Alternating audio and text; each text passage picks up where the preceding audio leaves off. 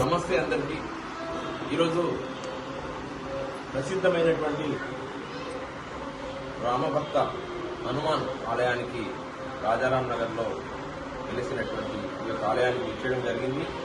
ER foundation ఆధ్వర్యంలో ధార్మిక కార్యక్రమాల్లో భాగంగా మా యొక్క మిత్రులు, చిన్ననాటి మిత్రులైనటువంటి రాజారాం నగర్ మిత్రులందరికీ కూడా మరొకసారి కృతజ్ఞతలు, నమస్కారాలు తెలియజేస్తూ ఈ యొక్క ఆలయం యొక్క ప్రసిద్ధి, వాటి యొక్క మెయింటెనెన్స్, అలాగే కొత్తగా నిర్మాణ కార్యక్రమాలు జరిపినందుకు మా బావ అశోక్ గారితో పాటు ఇక్కడికి విచ్చేసినటువంటి శివరాం గారు, సురేష్ గారు, శంకర్ గారు, శ్రీకృష్ణ గారు, అలాగే మా ఆనంద్, అలాగే మా వినోద్, సురేష్ అన్న, రవి, రుద్ర రవి గారు, రమణ గారు, ఇంకా ఇక్కడ వచ్చినటువంటి భక్తజన మిత్రులందరికీ కూడా నమస్కారాలు తెలియజేస్తూ, నానాటికి ఈ యొక్క సమాజంలో జరుగుతున్నటువంటి రుగ్మతలకు దైవ సంకల్పం ఖచ్చితంగా తోడవాలన్న ఉద్దేశంతో చీకటి ఎంతనో వెలుగు ఎలా కనబడుతుందో చీకట్లో కూడా మనకు తెలియని ఎన్నో రకాలైనటువంటి విద్యుదయస్కంత తరంగాలు మనల్ని ప్రభావితం చేస్తాయి. అలాగే దేవుడి యొక్క కృప కూడా మన పైన ఉండాలని, అందరూ చల్లగా ఉండాలని, దైవిక కార్యక్రమాల్లో ధర్మాన్ని మనకు ప్రబోధిస్తుంది కాబట్టి నైతిక విలువలకు కట్టుబడి ప్రతి ఒక్కరు కూడా సమాజంలో ఎటువంటి దురలవాట్లకు కానీ ఎటువంటి నేరాలకు పాల్పడకుండా మనం దైవికాన్ని ప్రసన్నం చేసుకోవడం వల్ల మనకు మంచి జరుగుతుంది, సమాజానికి మంచి జరుగుతున్న ఉద్దేశంతో దేవాలయాలకు అంకురార్పణ జరిగింది. కాబట్టి ఈరోజు ప్రాచీనమైనటువంటి యొక్క కొండ ప్రాంతంలో ఉన్నటువంటి యొక్క గుట్టపైన వెలిసినటువంటి ఆలయాన్ని పునరుద్ధరించడానికి, నవీకరించడానికి చేస్తున్నటువంటి ముందుకొచ్చినటువంటి యువత, మా పెద్దలు, అన్నలు, తమ్ముళ్ళు అందరికీ కూడా శుభాకాంక్షలు తెలియజేస్తున్నాను. వాస్తవంగా ఒక మూలను ఉన్నటువంటి ఆలయాన్ని డెవలప్ చేసుకోవడానికి కంకణం కట్టుకున్నటువంటి నా చిన్నప్పుడు 1991 నుంచి 95 వరకు ఇదే ప్రాంతంలో నేను నివసించాను.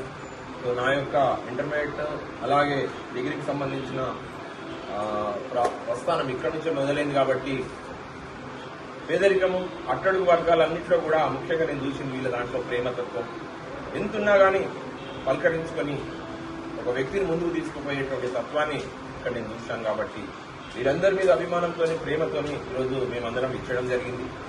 వారు అనుకున్న విధంగా ఇక్కడ కొన్ని రేలింగ్ కానీ అలాగే కలరింగ్ కానీ ఈ ఆలయం యొక్క పరిసరాలను శుభ్రం చేసుకునే తీరు చాలా అద్భుతంగా అనిపించింది. ఇక్కడ ఒక మర్రి చెట్టు ఉండే దాని యొక్క మొదలు చాలా పెద్దగా ఉంటే ఈ మధ్యనే దాన్ని ఇక్కడ పెకిలించి పక్కన పెట్టించి ఆలయాన్ని మంచి సర్వాంగ సుందరంగా తయారు చేసినటువంటి ఆలయ కమిటీ సభ్యులందరికీ కూడా నేను శుభాకాంక్షలు తెలియజేస్తున్నాను. అలాగే ఫౌండేషన్ తరఫు నుంచి కూడా మేము కూడా ఆలయానికి ఏ రకంగా సహాయం చేయాలనే విషయం ఇక్కడికి వచ్చిన తర్వాత మాకు కూడా తెలిసింది కాబట్టి తప్పకుండా వారి విన్నతిని వారి యొక్క ఆలోచనను దైవ కార్యంలో మేము కూడా ముందుంటాం.